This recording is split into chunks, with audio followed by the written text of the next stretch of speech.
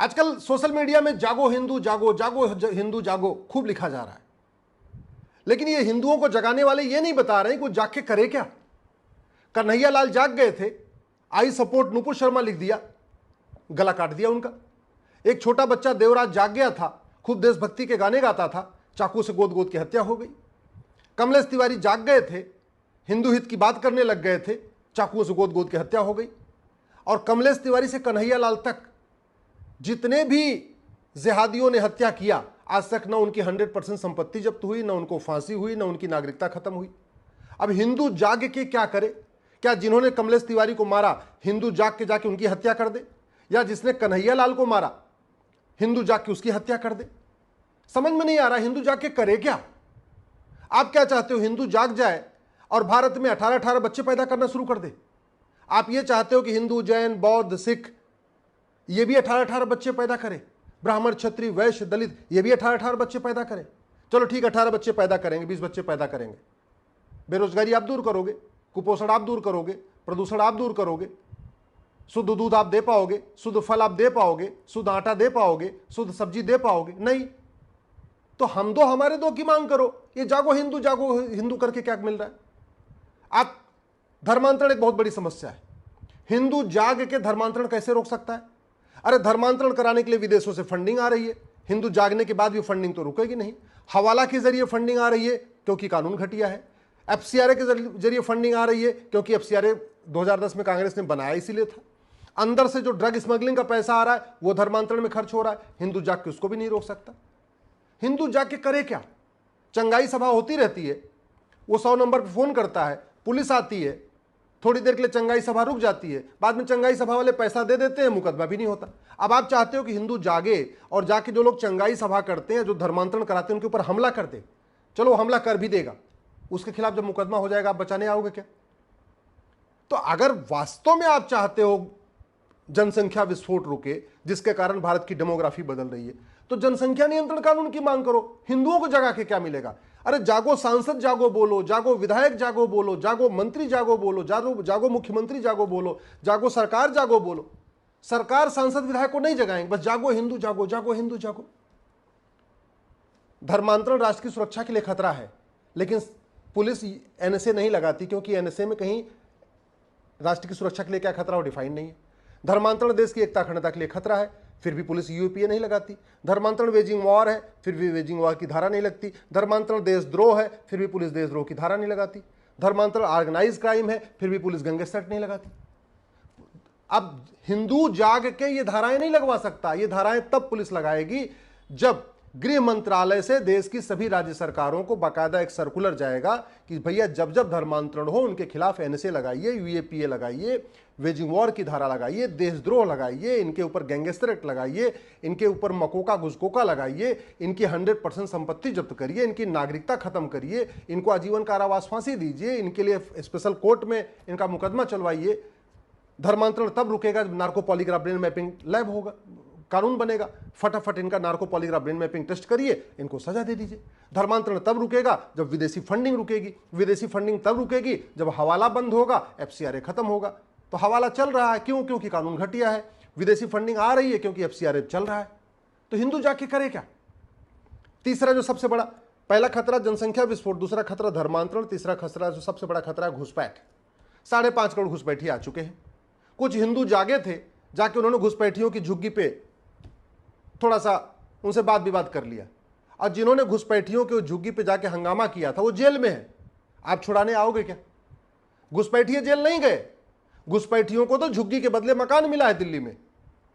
हाँ, जो लोग घुसपैठियों को जगाने हिलाने गए थे, जो घुसपैठियों को भगाने गए थे, वो जेल में बैठे हुए।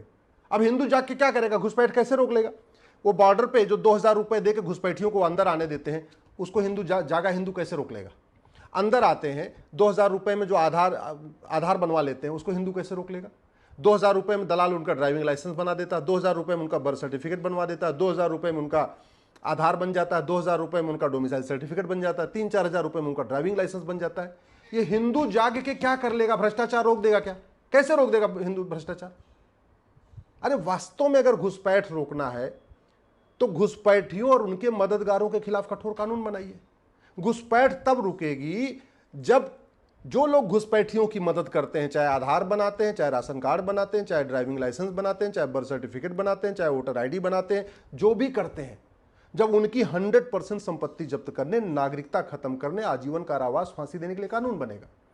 घुसपैठ तब रुकेगी जब पूरे बॉर्डर का, जो भारत का बॉर्डर है, वहां जगह जगह बोर्ड लगा दिया जाएगा, भारत में अवैध घुसपैठ करना गंभीर अपराध है, पकड़े जाने पे 10 से 20 साल सजा होगी। हर जगह बोर्ड लगा दीजिए बॉर्डर पे, घुसपैठिए देख के वहीं से पीछे चले जाएंगे, अंदर आएंगे ही नहीं। अंदर क्यों आते हैं? क्योंकि घुसपैठियों के खिलाफ हमारे पास कोई कानून नहीं है, इसलिए आते हैं। कानून बनाइए, देखिए घुसपैठ रुक जाएगी।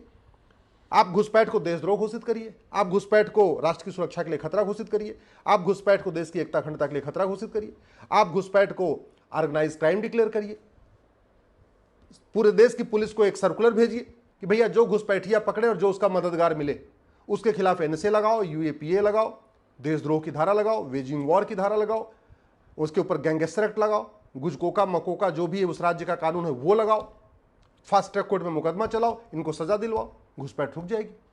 इसमें हिंदू जाग के कैसे क्या कर लेगा? करना सरकार को है, करना सांसदों विधायकों को है, करना गृह मंत्री को है, करना कानून मंत्री को है, काम उनका है। रोकना जो है पुलिस को है, थानेदार को है, हवलदार को है, कप्तान को है, कलेक्टर को है। इसमें जाके हिंदू क्या करेगा? जाके उनको लाठियों से पीटना शुरू करेगा क्या? चौथा जो सबसे बड़ा खतरा है, ये मदरसा और मिशनरी स्कूल और मैकाले एजुकेशन सिस्टम है। अब मदरसा जो चल रहा है, मैकाले स्कूल जो चल रहा है, जो मिशनरी स्कूल चल रहा है, इसको तो सरकार को राइट टू इक्वल एजुकेशन कानून बनाना पड़ेगा, समान शिक्षा लागू करना पड़ेगा। उसमें हिंदू जाके क्या कर लेगा? आप बताओ मुझे, क्या करेगा हिंदू? सबसे बड़ा खतरा भ्रष्टाचार। पूरे देश में जितनी देश विरोधी गतिविधियां होती हैं, माओवादियों की फंडिंग कालाधन हवाला से होती है, अलगाववादियों की फंडिंग कालाधन हवाला से होती है, जासूसों की फंडिंग कालाधन हवाला से होती है, गद्दारों की फंडिंग कालाधन हवाला से होती है, कश्मीर के अलगाववादियों की फंडिंग कालाधन हवाला से होती है। पूरे देश में जितने भी अलगाववादी संगठन है, जितने भी भारत विरोधी संगठन है, हिंदू विरोधी संगठन, सबकी फंडिंग कालाधन हवाला से होती है। खालिस्तानियों की फंडिंग कालाधन हवाला से होती है। क्यों हो रही है? क्योंकि हमारा कानून घटिया है। कालाधन विरोधी कानून हमारा महा घटिया, हवाला विरोधी कानून हमारा महा घटिया, भ्रष्टाचार विरोधी कानून हमारा महा घटिया। संपत्ति को आधार से लिंक कर दिया जाए, पूरे देश में जितने सफेद पोस्ट बैठे हुए हैं, इनकी पूरी आय से अधिक संपत्ति पता चल जाएगी, बेनामी संपत्ति पता चल जाएगी। एक कानून बना दीजिए कि जिसके पास कालाधन मिला, जिसके पास बेनामी संपत्ति मिले, जिसके पास आय से अधिक संपत्ति मिली, उसको 100% जब्त करेंगे, आजीवन कारावास, फांसी देंगे। आधे ऐसे ही भाग जाएंगे। अल्टीमेटली भारत को जाति के आधार पर कौन तोड़ रहा है? उत्तर प्रदेश के 2-3 परिवार हैं, बिहार के 2-3 परिवार हैं, तमिलनाडु में 1 परिवार है, 2 परिवार हैं मान लीजिए, केरल में 1-2 परिवार हैं, बंगाल में 1-2 परिवार हैं, सबसे बड़ा परिवार दिल्ली में बैठा हुआ है, गांधी परिवार, जो जाति का जहर घोल रहा है, जाति के आधार पर घोल रहा है। ये बाहर क्यों है? मैं ये पूछ रहा हूं, संपत्ति को आधार से लिंक करने के लिए कानून बनाने में क्या समस्या है? संपत्ति को आधार से लिंक कर दिया जाए, 50,000 रुपए से महंगी प्रॉपर्टी को आधार से लिंक करने के लिए कानून बन जाए, सरकार को बैठे बैठे पता चल जाएगा अब्दुल्ला परिवार के पास कितनी बेनामी संपत्ति है, महबूबा परिवार के पास कितनी बेनामी संपत्ति है, बादल परिवार के पास कितनी बेनामी संपत्ति है, हुड्डा फैमिली के पास कितनी बेनामी संपत्ति है, गांधी परिवार के पास कितनी बेनामी संपत्ति है, सैफई परिवार के पास कितनी बेनामी संपत्ति है, स्टालिन फैमिली के पास कितनी बेनामी संपत्ति है, ममता परिवार के पास कितनी बेनामी, सबका मिल जाएगा। और बस उसके बाद एक कानून बना दिया जाए, भैया हम सबका, जिसके पास कालाधन बेनामी संपत्ति मिल रही है, इसको हम नार्को पॉलीग्राफ मैपिंग टेस्ट करेंगे और टेस्ट में कंफर्म हो गया, हम आजीवन कारावास, फांसी देंगे। 100% संपत्ति जब्त करेंगे, नागरिकता खत्म करेंगे, आजीवन कारावास, फांसी देंगे। मैं गारंटी के साथ कहता हूँ, ये जो भारत में जाति का जहर घोलने वाले 100 परिवार हैं ना, जो भारत में भाषा के आधार पर लड़ाने वाले 100 परिवार हैं, या भारत में क्षेत्र के आधार पर जो जहर घोलते रहते हैं, या भारत में अगड़ा पिछड़ा करते रहते हैं, दलित बनाम संवर्ण करते रहते हैं, ये सारे भारत छोड़ के भाग जाएंगे। हिंदुओं के जागने से भारत छोड़ के भागेंगे नहीं, कानून बनाने से भारत छोड़ के भागेंगे। तो कानून बनाना पड़ेगा। आपको बोलना चाहिए जागो सरकार जागो, आपको बोलना चाहिए जागो सांसद जागो, आपको बोलना चाहिए जागो मंत्री जी जागो, जागो मुख्यमंत्री जागो। आप क्या कह रहे हो? जागो हिंदू जागो, जागो। अरे हिंदू जाग के कौन सी समस्या खत्म करेगा? एक समस्या मुझे बता दो जो हिंदू जाग के खत्म कर सकता है। ड्रग स्मगलिंग कारण हमारे बच्चे बर्बाद हो रहे, स्कूल कॉलेज हर जगह सारे ड्रग बिक रहे हैं, यंग जनरेशन पूरी बर्बाद हो रही है। पूरा ड्रग का कारोबार एक पर्टिकुलर, जानते हैं सब लोग कौन करता है, कहां से आ रही है ड्रग, और सबसे ज्यादा ड्रग कंजम्पशन कहां हो रहा है? हिंदू जैन बौद्ध सिख के लड़के ले रहे हैं, ब्राह्मण क्षत्रिय वैश्य दलित के बच्चे ले रहे हैं। तो ब्राह्मण क्षत्रिय वैश्य के बच्चे, दलित के बच्चे नशेड़ी हो रहे हैं, हिंदू जैन बौद्ध सिख के बच्चे नशेड़ी हो रहे हैं। और इस नशे से जितना पैसा आ रहा है वो सारा एक जगह जा रहा है, भारत विरोधियों के पास जा रहा है। तो हिंदू जाग के नशा तस्करी कैसे रोक सकता है? अरे नशा तस्करी तब रुकेगा जब नशा तस्करी को आप देशद्रोह घोषित करिए, नशा तस्करी को आप राष्ट्रीय सुरक्षा के लिए खतरा घोषित करिए, नशा तस्करों को जो है आजीवन कारावास फांसी देने के लिए कानून बनाइए, narco polygraph brain mapping test करिए, इनका टेस्ट करिए, इनको फांसी दीजिए, देखिए सही मामला ठीक हो जाएगा, नशा तस्करी रुक जाएगी। नशा तस्करी रुक जाएगी तो स्वाभाविक सी बात है सनातन धर्म मजबूत होगा। उसमें हिंदू जाग के क्या करेगा? ह्यूमन ट्रैफिकिंग हो रही है, 1 लाख से ज्यादा लड़कियां अकेले महाराष्ट्र से लव जिहाद के शिकार हो चुकी है। 1 लाख से ज्यादा, एक राज्य से, सोच लीजिए जरा, पीआईएल चल रही है वहां पे। ऐसे केरल में घटना आई है कि यहां उड़ीसा, असम, बिहार, छत्तीसगढ़ और बंगाल के 5 राज्यों के गरीब बच्चों को किडनैप किया गया। 60,000 बच्चों को ले जाया गया केरल में और वहां उनको कन्वर्ट कर दिया गया यतीम खानों में रख के। अब आप ये बताओ, ये जो ह्यूमन ट्रैफिकिंग होती क्यों होती है? लोग बच्चों को किडनैप करने में खौफ क्यों नहीं है? क्यों? क्योंकि हमारा कानून सड़ा हुआ है, हमारा कानून महा घटिया है। हमारे बच्चे अश्लीलता के चक्कर में बर्बाद हो रहे। अश्लीलता रोकना किसका काम है? सरकार का काम है। कानून बनाना किसका काम है? सरकार का काम है।